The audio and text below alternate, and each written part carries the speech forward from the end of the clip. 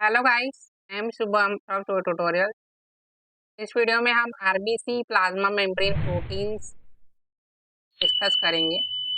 Actually RBC को as a model use किया था, right, to study the characteristics of plasma membrane, right, proteins क्या present है उसमें। Okay, and this is very important while studying plasma membrane basically. तो यहाँ पे हम एक सिंपल आइडिया लेंगे, right, we are not going to discuss in more detail. तो basically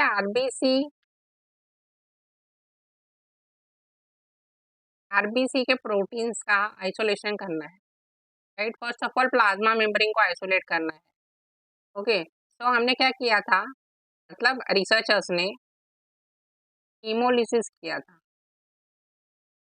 haemolysis using dilute salt solution.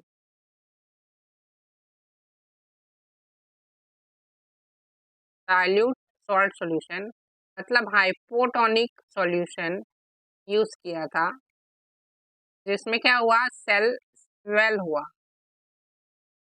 And lysis हुई। तो जो अंदर कंटेंट था, right, the content inside the cell was released out. Okay, released out, and then proteins का isolation किया। Okay, एक pattern, मतलब इंटीग्रल प्रोटीन्स कौन से है एंड पेरिफेरल प्रोटीन कौन से है, that was found with the help of SDS PAGE. Sodium dodecyl sulphate polyacrylamide gel electrophoresis. तो यहाँ से का किया था स्टडी बेसिकली, एंड यहाँ पे ये प्रोटीन्स हमें मिले हैं। तो these are the bands, right? These are the bands you have to know.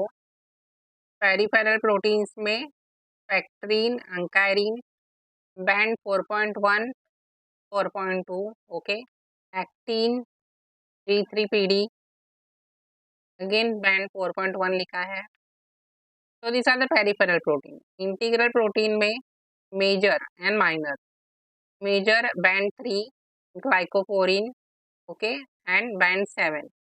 Minor में एटीपेज है and ACHE is a acetylcholine esterase, right. तो एक्चुअल में क्या है, दिस हर एक प्रोटीन, ओके, ये तो आरबीसी के है, बट और भी प्रोटीन्स है जिसका डिटेल में स्ट्रक्चर, फंक्शन इम्पोर्टेंट है स्टडी करना, राइट। तो basically I will make that videos, but in the last, okay, important things I am covering first, right. तो ये पेरिफेरल प्रोटीन्स डायरेक्ट भी पूछते हैं, right, which are the peripheral proteins and which are the integral proteins. तो that's why I have made this video, ताकि ऐसे questions आए, direct question, and how this was done basically, that technique using the STS page, haemolysis किया है, right, that is very important. मतलब जो direct question आ जाए, that you can understand.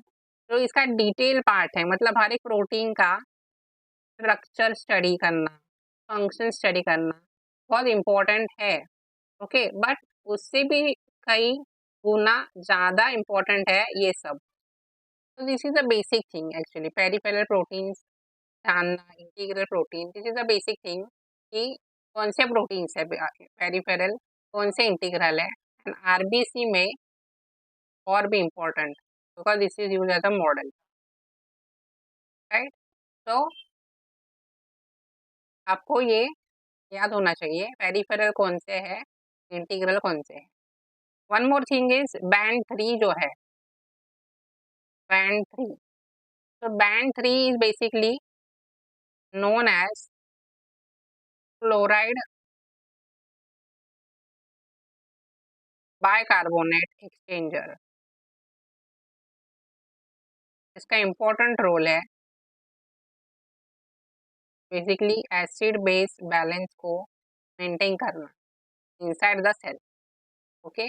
तो chloride bicarbonate exchanger का रोल करता है, मतलब क्लोराइड से बाइकार्बोनेट को एक्सचेंज करता है, right. So this is the band 3. And कैसे इसके नाम्स दिए हैं? Basically by the bands. Right. This is the third band. So band 3. And you can save this basically by screenshot.